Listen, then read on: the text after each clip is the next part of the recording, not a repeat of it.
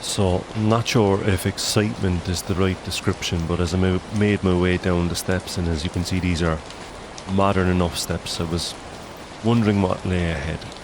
I had to stop and look at the ocean, I suppose, for a little while, just to take in the enormity of what life would have been like in this area on a winter's day like this, or an autumn day, as autumn went into winter.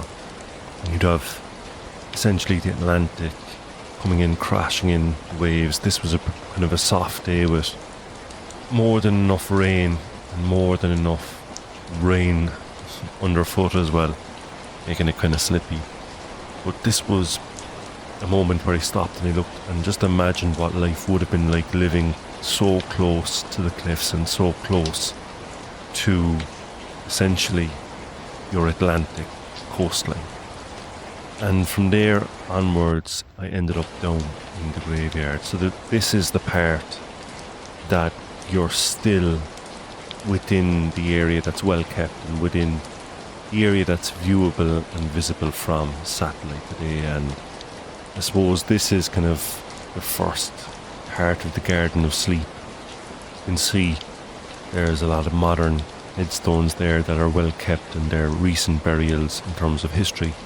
There's also a lot of headstones that are unmarked from older and previous generations, and there you can see as well the church and the gable end of the church, to be kind of specific. And from my research, the church or the settlement, the religious settlement here could go back as far as the 6th century, possibly certainly the 10th century. And this particular aspect of it that we're looking at here obviously is well built in terms of how it was put together, and it's withstood the elements on that cliff edge really, really well. And as I stepped into it, I felt something, kind of a strange feeling over me. You can see there's a mixture of, again, older headstones and a newer kind of a Celtic cross, and this unbelievable window looking out over the Atlantic, way out onto the white horses of the waves and into kind of Cuntala, Cuan, if you like, the bay that leads into Kinsale, Cuntala. In that moment there where I looked out the little window there out towards the white horses of the waves of the ocean, you can hear the rise of sound in the Atlantic, and it kind of echoes off the stone window, kind of amplifies it. But you can imagine what life would have been like here on a particularly stormy day. Now, this particular area, it's not just the religious settlement here of the church. There's also a mass rock on the strand below. So a mass rock where people used to meet to practice their faith at times when the penal laws were in place, a kind of an apartheid system where anything but the religion of England, Anglicans, the Church of England, was not just discouraged but legal at times. And so close to this religious site, there's also, as I said, a mass rock, a place where people would secretly meet to do their duty as they saw it, to spiritually recognise their beliefs and to practice those beliefs even in secret, even illegally. So the idea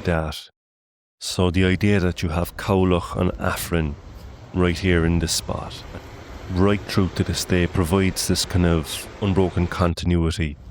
And obviously that's written in the Clo Gaelic, but it's a modern placement, but it's some sort of a kind of remembrance, and I love the Clo Gaelic, I love the Old Irish writing that's on it from the Old Irish alphabet. So from the church, I decided to take a look for the actual settlement, the part that is covered by forestry, the part that's covered by greenery that is not visible anymore from satellite imagery. And the first thing I came across was the well. So this is Tubber Ruan, and wells have a long history and a long significance in Irish culture. Obviously, pre-Christian, they were named after pre-Christian gods. Post-Christianity, they were changed to Christian missionaries, and then in later years, a lot of them were kind of standardized to some of the main saints. But every single well has a reputed benefit for people.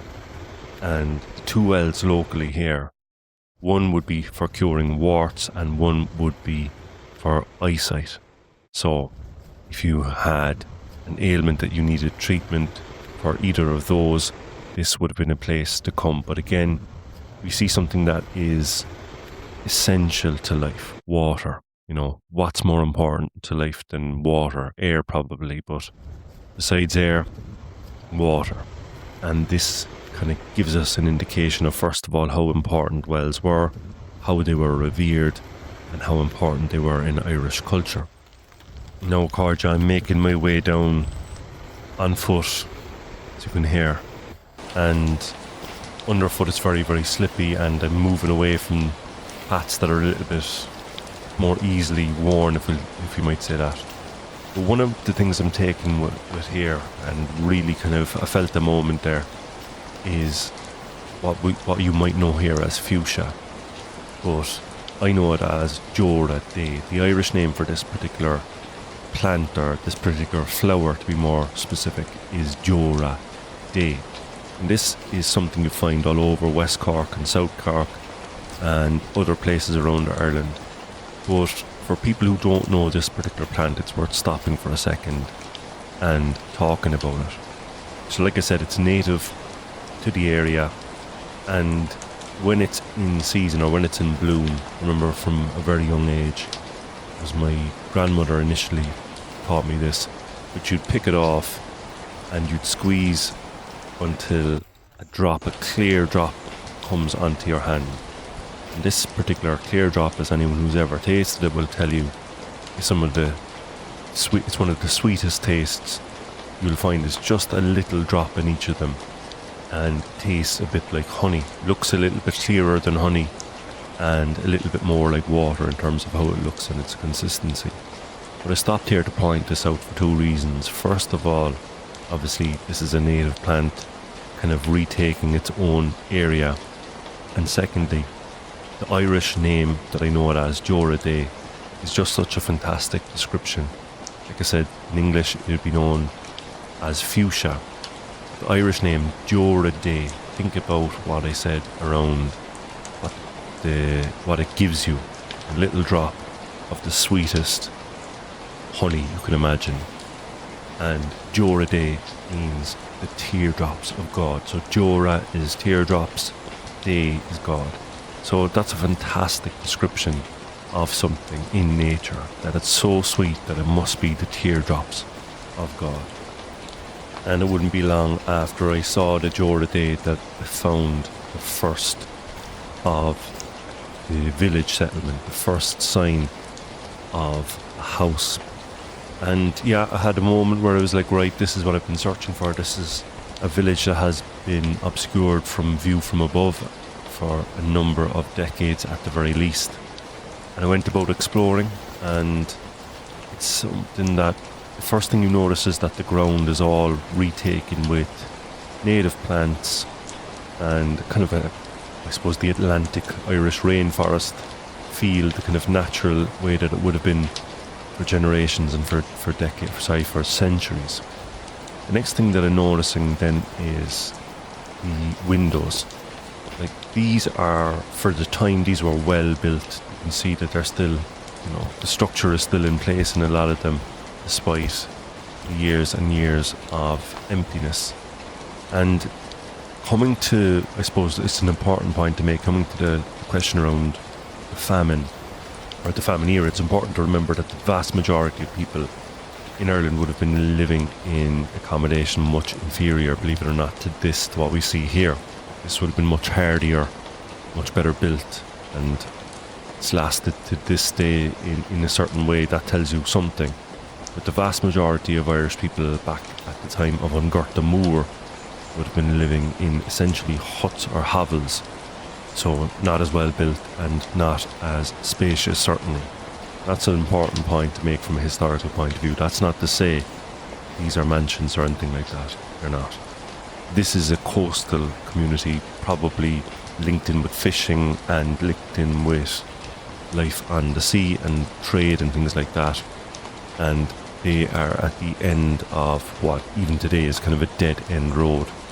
Another thing that I find very interesting when you step into one of the houses here is the trees growing up through the ground. So it gives you kind of dates to a certain extent how long this particular house has been empty.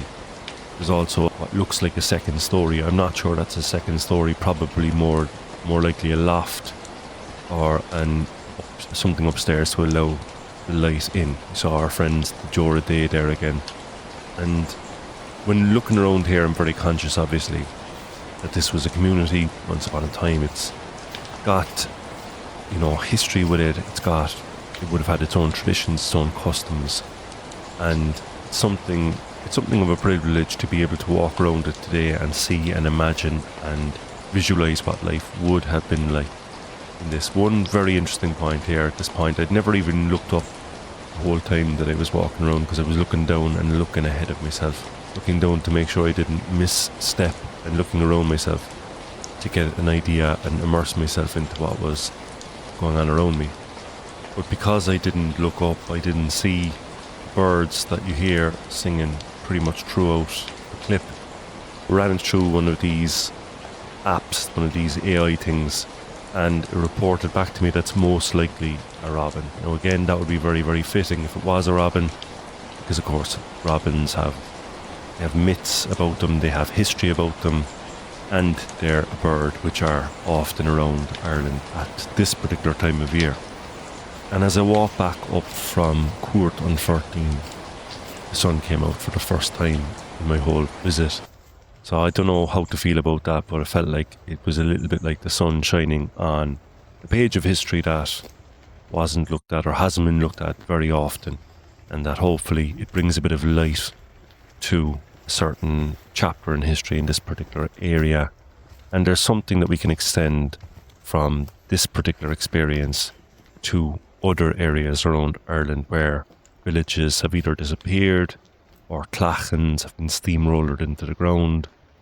There's something about shining the light on that area of history and getting to know what life would have been like for those people and understanding that they were, human beings just like we are today. They live full lives and their story is something that should be remembered